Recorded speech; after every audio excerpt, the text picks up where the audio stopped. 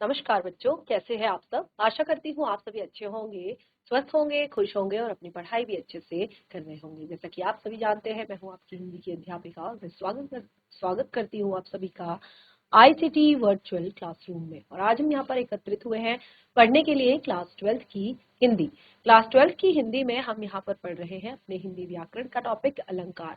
तो हमने यहाँ पर अपने हिंदी व्याकरण के टॉपिक में जो हम अलंकार पढ़ रहे हैं, इनको हमने अपने लास्ट सेशन में ही कंप्लीट कर लिया था। यानी कि जिन अलंकार को हम पढ़ रहे थे, यहाँ पर रिवाइज कर रहे थे, यानी कि जो क्लास 10th तक आपने पढ़े हैं, जिनको हम रिवाइज कर रहे थे, वो सारे टॉपिक हमारे लास्ट सेशन में कंप्लीट हो गए हैं। यानी कि हमने जो दो मुख्य भेद यहाँ पर आपको बताए थे, शब्दालंकार और अर्थालंकार, वो हमने यहाँ पर कंप्लीट कर लिए हैं। यानी कि शब्दालंकार के जो भेद मैंने यहाँ पर आपको बताए थे, 3 भेद मुख्य रूप से अनुप्रास अलंकार, यमक अलंकार और श्लेष अलंकार, वो हमने यहाँ पर पढ़ लिया है। और अर्थालंकार के जो भेद यहाँ पर बताए थे आपको, उपमा अलंकार, रूपक अलंकार, उत्प्रेक्षा अलंकार, मानवीयकरण अलंकार और अतिशयोक्ति अलंकार, ये हमने कंप्लीट कर लिया है। और जैसे कि मैंने आपको बताया कि इनके अलावा भी और बहुत सारे ऐसे अलंकार हैं जो कि आपको पढ़ने को मिलते हैं जब आप क्लास 12th में होते हैं। और देखिए, ये क्लास 12th में अलंकार पढ़ने का रीजन जो है वो मैंने आपको शुरुआत में ही बता दिया था कि आप ढेर सारी कविताएं इसमें पढ़ते हैं, तो उन कविताओं को पढ़ते वक्त उनको समझने के लिए आपको अलंकारों का ज्ञान, रस का ज्ञान, छंद का ज्ञान और जो भाषा है, अलग अलग तरह की भाषा, उसका ज्ञान आपको होना जरूरी है। तो सबसे महत्वपूर्ण टॉपिक था जो अलंकार, वो हमने यहाँ पर डिस्कस किया था। तो जैसे ये 3 चीजें हमने यहाँ पर अच्छे से क्लियर कर दी थी, लेकिन मैंने इसके बाद आपको बताया था कि इसके बाकी और भी भेद होते हैं। यानी कि ये तो वो चीजें हैं जो आप अभी तक पढ़ते आ रहे हैं, क्लास 10 तक आपने पढ़ी है, लेकिन इसके बाद भी इसके कुछ भेद होते हैं। तो वो मैंने आप लोगों को बताया था कि हम एंड में करेंगे। जैसे यहाँ पर बताया है मैंने, पुनरुक्ति अलंकार, विप्सा अलंकार और विक्रोक्ति अलंकार। ठीक है ना, ये 3, जैसे मैंने आपको लास्ट सेशन में ही क्लियर किया था कि यहां तक हम पढ़ चुके हैं। इन तीनों को हम पढ़ेंगे और इसमें हमने उपमा, रूपक, उत्प्रेक्षा, मानवीयकरण और अतिशयोक्ति, ये हमने पढ़ लिया था। और ढेर सारे और यहाँ पर जो है आपको बताने हैं, और इनके भी बहुत सारे ऐसे आपके अलंकार हैं जो कई बार आ जाते हैं। ठीक है ना, लेकिन ज्यादातर जो आपके एग्जाम में आते हैं, यानी कि ज्यादातर क्लास 12th में जो आप पढ़ते हैं, वो यहाँ तक आप पढ़ते हैं। ठीक है ना, इन चारों को आप, उपमा अलंकार को, रूपक को, उत्प्रेक्षा को, मानवीयकरण अलंकार को और अतिशयोक्ति, तो इसमें आप इन 5 को भी अगर आप अच्छे से पढ़ लेते हैं तो भी आपके लिए काफी है। और बाकी जैसे मैंने बताया कि इसमें तो बहुत सारे आपके 125 तक आपके पास अर्थालंकार के भेद है। और उसके बाद मैंने यहाँ पर आपको बताया था उभयालंकार, जिसमें मैंने आपको 2 चीजें बताई, संसृष्टि और संकर, जिसमें एक में बताया हमने combination of figures of speech, और एक में मैंने आपको बताया संकर, यानी कि fusion of figures of speech. तो इसको मैं आज थोड़ा सा क्लियर करूंगी आपके लिए, उभयालंकार को, और जो आपके शब्दालंकार के बाकी के जो 3 भेद हैं उन्हें। इस तरह से आपको इसके 5 और इसके 6 और इसके 5 जो अलंकार है वो क्लियर हो जाएंगे। जिसमें अगर आप दोनों को विरोधाभास अलंकार और संदेहालंकार भी अगर आपको समझना हो तो ये भी मैं आपको क्लियर कर दूंगी। तो जिस तरह से मैंने आपको बताया, तो ये सारी चीजें तो हमारी फिलहाल यहाँ पर सब कुछ क्लियर हो चुकी है, अच्छे से हमने पढ़ ली है। और उससे रिलेटेड कुछ प्रश्न भी हमने लास्ट सेशन में यहाँ पर डिस्कस किए थे। यानी कि जो कुछ हमने पढ़ा था इन अलंकारों से संबंधित, उसी से रिलेटेड हमने यहाँ पर कुछ प्रश्न भी पढ़े थे। आप देखेंगे कुछ प्रश्न है और उन्हीं के आगे मैंने कुछ जो अर्थ है वो भी, आंसर है वो भी मैंने आपको यहाँ पर बताया है। और मैं आशा करती हूँ कि अभी तक हमने जितना पढ़ा वो आप लोगों को अच्छे से समझ में आया होगा और ये आपके काम भी आएगा आगे।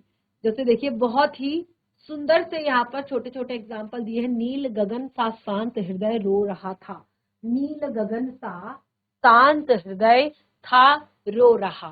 ठीक है, तो नील गगन सा शांत हृदय, नील गगन को क्या कहा है यहाँ पर, जैसे मैंने बताया कि एक आपका उपमेय है, एक आपका उपमान है, तो एक आपका साधारण धर्म है, एक आपका वाचक शब्द है। तो जहाँ ये सब चीजें होती है वहां पर उपमा अलंकार है, ठीक है ना। वन सर्दी चंद्रिका चादर, जहां पर क्या किया जाता है, यहाँ पर आपका तुलना नहीं की जाती बल्कि उसी का रूप दे दिया जाता है। तो रूपक अलंकार, चंद्रिका चादर ओढ़े, एक ही शब्द बना दिया गया है उसको, तो रूपक अलंकार। जान पड़ता है नेत्र देख बड़े बड़े हीरो में गोल नीलम है जड़े, ठीक है ना। तो यहाँ पर क्या किया है, उत्प्रेक्षा अलंकार, तुलना की है। जैसे बड़े बड़े हीरो में गोल नीलम है जड़े, ऐसा लगता है नेत्रों को देखकर ऐसा लगता है जैसे गोल गोल बड़े बड़े नीलम जड़ दिए गए हो। तो यहाँ पर क्या है, थोड़ी सी समानता के कारण इनकी आपस में तुलना कर दी है, इसलिए ये उत्प्रेक्षा अलंकार है।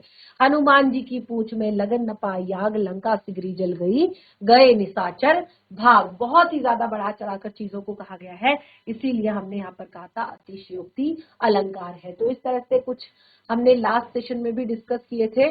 और जैसे फूल हंसे कलियां मुस्काई, फूल हंसे कलियां मुस्काई, फूल हंसने लगे और कलियां मुस्कुरा रही है। तो फूलों, जैसे मैंने आपको बताया था कि हंसने का, मुस्कुराने का, ये सब चीजें जो है एक मनुष्य ही करता है।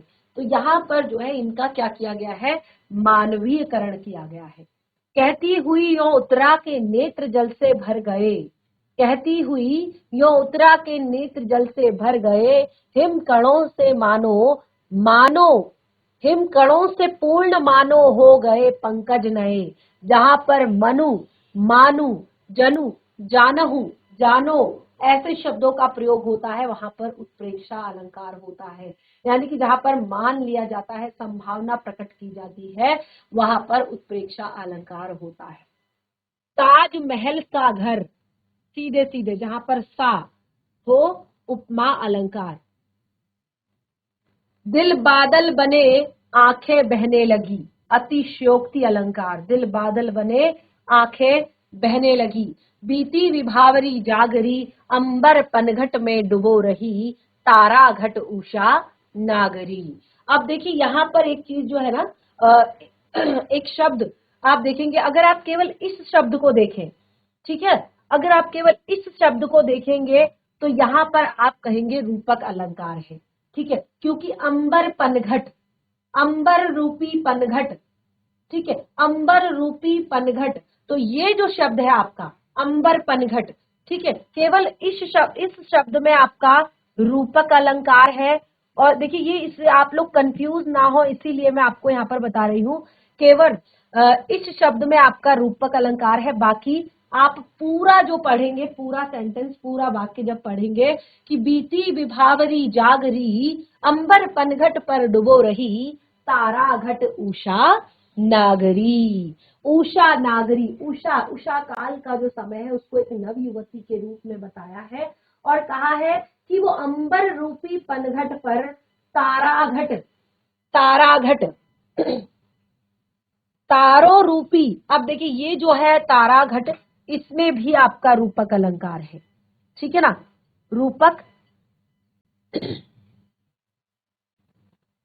अंबर पनघट पर डुबो रही, तारा घट उषा नागरी। अंबर रूपी पनघट पर तारों रूपी घड़ों को डुबो रही है। कौन डुबो रही है, उषा नागरी। उषा काल जो है उसको एक नव युवती कहा है, तो इसीलिए इसको मानवीयकरण यानी कि उषा काल का मानवीयकरण किया गया है। तो इस पूरी पंक्ति में अगर देखा जाए तो आपका मानवीयकरण अलंकार है। अगर केवल शब्दों पर ध्यान दिया जाए तो अंबर पनघट, तारा घट, इन सब में रूपक अलंकार है, ठीक है। अगला देखिए, सखी सोहत गोपाल के उर गुंजन की माल, सखी सोहत गोपाल के उर गुंजन की माल, बाहर लसत मनो पिए दवानल की ज्वाल। ध्यान से समझिएगा, जहां पर इस तरह के शब्द हो, सखी सोहत गोपाल के उर गुंजन की माल, यहाँ पर जो कवि हैं वो क्या कह रहे हैं कि गोपाल के उर पर, उर अर्थात हृदय पर वो गुंजन की माला इस तरह से लग रही है। कैसी लग रही है, बाहर लसत मनो पिए दवानल की ज्वाल, इतनी सुंदर लग रही है जैसे दावानल की ज्वाला जो है दमक रही है। तो मनो, ठीक है, तो मैंने क्या कहा, मनु, मानो, जनु, जानहो, जनु, जितने भी इस तरह के शब्द जहां पर होंगे वहां आपका उत्प्रेक्षा अलंकार होगा। तो ये कुछ एग्जाम्पल्स आज फिर से हमने क्लियर किए और अब यहाँ पर लगभग आपको अच्छे से सारी चीजें क्लियर हो गई होंगी जितनी भी अभी तक पड़ी है। अब फिर से वापस वहीं पर आते हैं अलंकारों के भेद पर, ठीक है। तो मैंने फिर से आपको बताया था कि वैसे तो हमने अलंकारों को जो मुख्य रूप से दो भेद हमने बताए थे उनको हमने अच्छे से पढ़ लिया है और उनसे संबंधित मैंने जो आपके यहाँ पर चीजें थी वो हमने पढ़ ली है, ठीक है। तो इनके गुणों के आधार पर इनको तीन हिस्सों में बांटा गया है। पहला शब्दालंकार जो कि कंप्लीट हो चुका है, पढ़ लिया है, और वो पढ़ा है जो हम अभी तक जो चीजें हमने पढ़ी है, ठीक है ना।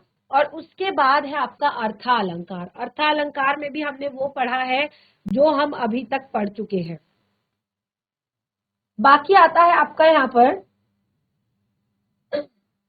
अर्थालंकार के, जैसे मैंने आपको बताया कि लगभग 5 से 6 भेद हमने पढ़े थे, तो उसके बाद भी मैंने आपको बताए कि इसके बहुत सारे भेद जो है आपके होते हैं और आप सभी को पढ़ना जो है बहुत ज्यादा एक तरह से आप लोगों के लिए कंफ्यूजन क्रिएट करेगा, लेकिन जितने आपने पढ़े हैं अगर उनको ही आप अच्छे से समझ लें तो आपके लिए काफी अच्छा यहाँ पर होगा, ठीक है।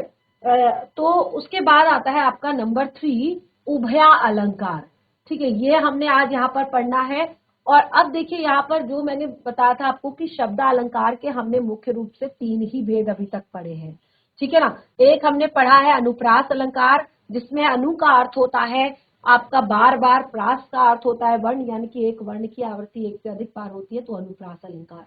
फिर हमने पढ़ा है यमक अलंकार, तो यमक में हमने कहा जहां शब्द की आवृत्ति एक से अधिक बार होती है तो उसे यमक अलंकार। उसके बाद हमने कहा श्लेष अलंकार, तो श्लेष का अर्थ है जुड़ा हुआ, चिपका हुआ, मिला हुआ, यानी कि जहां पर शब्द एक होता है पर उस पर अर्थ एक से अधिक जुड़े हुए होते हैं, उसे हमने कहा था श्लेष अलंकार। तो इस तरह से हमने शब्द अलंकार के जो ये 6 भेद यहाँ पर बताए गए हैं, इनमें से 3 भेद हमने पढ़ लिए थे। आज हम यहाँ पर जो अगले 3 भेद जो हमने नहीं पढ़े थे उनको थोड़ा सा हम यहाँ पर डिस्कस करेंगे। और क्योंकि कई बार आपके क्लास 12th के जो आपके मैंने बताया है कि जब आप कविताएं पढ़ते हैं ना तो उसमें आपको पुनरुक्ति प्रकाश अलंकार या पुनरुक्ति अलंकार भी आपको कहीं कहीं पर देखने को मिलता है। तो जब तक आपको इसका ज्ञान नहीं होगा तब तक आप इसके बारे में नहीं बता सकते। बाकी 2 हमारे जो अलंकार है इनको भी हमें यहाँ पर पढ़ लेना चाहिए, इससे ये हमारा टॉपिक यहाँ पर अच्छे से कंप्लीट हो जाएगा और आपको भी पूरी तरह से ज्ञान हो जाएगा इन सब चीजों का। तो चलिए पुनरुक्ति अलंकार इसको हम पढ़ लेते हैं, जिसमें हमने 3 चीजें तो पढ़ी ही है, अनुप्रास, यमक और श्लेष। नंबर 4 है हमारा पुनरुक्ति अलंकार। अब देखिए बहुत ही ज्यादा इजी है, बहुत ही ज्यादा सरल है पुनरुक्ति अलंकार, ठीक है। जहां पर क्या होता है, पुनर और उक्ति 2 शब्दों से ये मिलकर बना हुआ होता है, ठीक है। आप इसको इसी तरह से समझ सकते हैं, 2 शब्दों से मिलकर बना है पुनः तथा उक्ति, यानी कि पुनः यानी कि बार, बार बार, उक्ति अर्थात एक ही शब्द जो आप बोल रहे हैं उस शब्द को दोहराया जाए, यानी कि जब कोई शब्द 2 बार दोहराया जाए, ठीक है। जब कोई शब्द 2 बार दोहराया जाए यानी कि पुनः दोहराया जाए तो उसको हम कहते हैं पुनरुक्ति अलंकार, ठीक है। तो जिस जगह पर एक ही शब्द को 2 बार दोहराया जाता है उसको पुनरुक्ति अलंकार कहते हैं, ठीक है। एग्जाम्पल के लिए देखिए, बार बार तोरी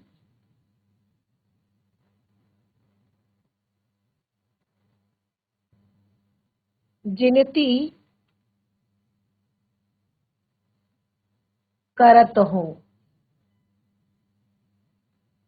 बार बार तोरी जिनती करत हो, ठीक है। अगला यहाँ पर एग्जाम्पल,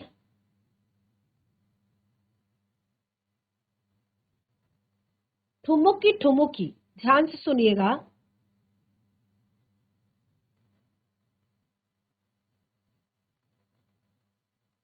ठुमुकी ठुमुकी, रुनझुन धुन धुनी सुनी, रुनझुन रुनझुन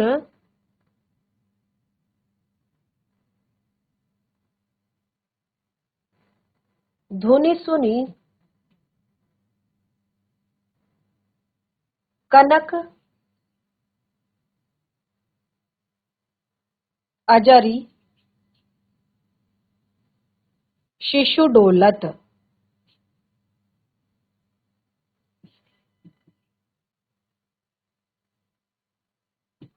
ठीक है, अब यहाँ पर देखिए हमने कहा कि जब कोई शब्द दो बार दोहराया जाता है, ठीक है, तो यहाँ पर जो आपका शब्द है, एक तो हो गया आपका बार बार और दूसरा है आपका ठुमुकी ठुमुक। ठीक है, तो ये जो शब्द है आपका ठुमुक ठुमुक, ये एक से अधिक बार यहाँ पर आया है और दूसरा शब्द जो है आपका बार बार, ठीक है, वो आपका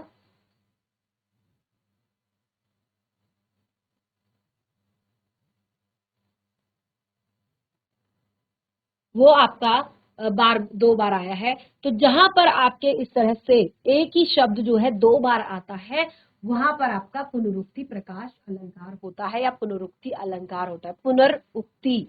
ठीक है, एक शब्द दो बार दोहराया जाता है साथ में। ठीक है, एक शब्द जहां पर दो बार दोहराया जाता है वहां पर पुनरुक्ति अलंकार होता है। समझ आया आपको सभी को यहाँ पर? ठीक है, पुनरुक्ति अलंकार। उसके बाद जो हमारा नेक्स्ट है यहाँ पर वो है विप्सा अलंकार। ठीक है, नेक्स्ट क्या है? विप्सा अलंकार। तीसरा, देखिए तीन हमने पढ़ लिए हैं, चौथा हमने पढ़ा पुनरुक्ति अलंकार, जिसमें मैंने आपको बताया पुनर का अर्थ होता है बार बार, यानी कि एक के बाद एक बार।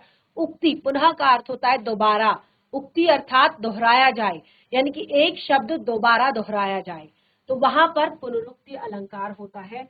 अब देखिए विप्सा अलंकार क्या होता है। विप्सा अलंकार में जब आदर, हर्ष, शोक, विस्मय आदि भावों को प्रभावशाली रूप से व्यक्त करने के लिए जिन शब्दों का प्रयोग होता है, ठीक है, क्या होता है? आदर, ठीक है, जहां पर आदर, हर्ष, आदर यानी कि किसी का आप आदर कर रहे हैं, किसी की रिस्पेक्ट कर रहे हैं। उसके बाद हर्ष, खुशी, शोक यानी कि दुख, विस्मय यानी कि आश्चर्य आदि के भावों को आप क्या कर रहे हैं? प्रभावशाली रूप से व्यक्त करने के लिए जिन शब्दों का प्रयोग करते हैं वह पुनरावृत्ति, उसी पुनरावृत्ति, वह पुनरावृत्ति को ही विप्सा अलंकार कहते हैं। ठीक है, अब यहाँ पर बहुत ही सुंदर एग्जाम्पल है। मोहि मोहि मोहन को मन भयो राधामय। मोहि मोहि मोहन को मन भयो राधामय, राधा मन मोहि मोहि मोहन मई मई। राधा मन मोहि मोहि मोहन मई मई। ठीक है, तो यहाँ पर क्या है कि जो मोहि मोहि है, ठीक है, यहाँ पर क्या है? एक ही शब्द जो है दोहराया जा रहा है, यानी कि पुनरुक्ति का भी एक अर्थ यहाँ पर है और दूसरा यहाँ पर है दोहरावन। ठीक है, दोबारा बोला जा रहा है, तो यहाँ पर एक तरह से दोनों अलंकार यहाँ पर मान लिए जाते हैं, यानी कि यहाँ पर आप पुनरुक्ति को भी मान सकते हैं क्योंकि सेम स्वर जो है शब्द दोहराया जा रहा है। और उसके बाद जो है मैंने यहाँ पर क्या कहा कि आदर, हर्ष, शोक, विस्मय आदि भावों को व्यक्त करने के लिए यहाँ पर जिन शब्दों का प्रयोग हो रहा है उसको हम विप्सा अलंकार भी कहते हैं। तो लगभग यहाँ पर दोनों के एग्जाम्पल जो है सेम सेम है, दोनों के उदाहरण जो है लगभग सेम होंगे। ठीक है ना?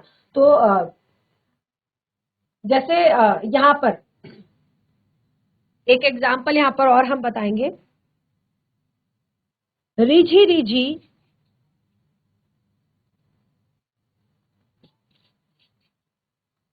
रिझी रिझी रहसी रहसी, रिझी रिझी, रहसी रहसी, हंसी हंसी, उठे। ठीक है, तो ये एक और एग्जाम्पल। और देखिए यहाँ पर मैंने कहा कुछ शब्द जहां पर साथ साथ दोहराए जाते हैं वहां पर आपका पुनरुक्ति अलंकार होता है। तो दोनों तरह के अलंकारों का यहाँ पर आपको छटा देखने को मिलेगी। तो इस तरह से यहाँ पर हमने जो शब्दालंकार है उसमें हमने पुनरुक्ति प्रकाश और विप्सा अलंकार दोनों को हमने यहाँ पर समझ लिया है। कुछ भी इन दोनों में कुछ भी यहाँ पर टफ नहीं है, लगभग दोनों चीजें सेम है। अगर आपको पुनरुक्ति प्रकाश अलंकार याद रहा तो आपको विप्सा अलंकार भी याद रहेगा। लेकिन वहां पर एक चीज क्या है कि आपको जहां पर आप थोड़ा सा विस्मय, आप देखेंगे कि वहां पर जो है विस्मयादि बोधक चिन्ह का प्रयोग होगा।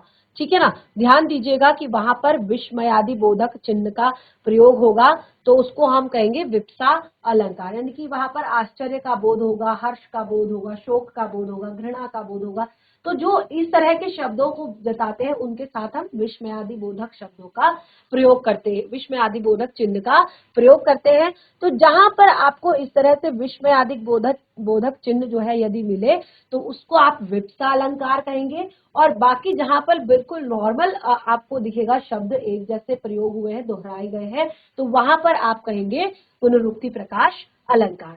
ठीक है, उसके बाद नंबर 5 जो हम यहाँ पर पढ़ रहे हैं विक्रोक्ति। ठीक है, विक्रोक्ति अलंकार, तो इसको जरा सा हम यहाँ पर जान लेते हैं कि ये क्या होता है विक्रोक्ति अलंकार।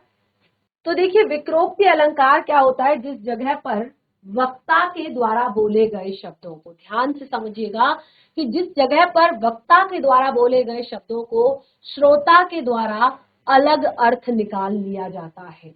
ठीक है ना, वक्ता जो शब्द बोलता है उसका श्रोता जो है कुछ अलग ही अर्थ निकाल लेता है वक्रोक्ति अलंकार या विक्रोक्ति अलंकार।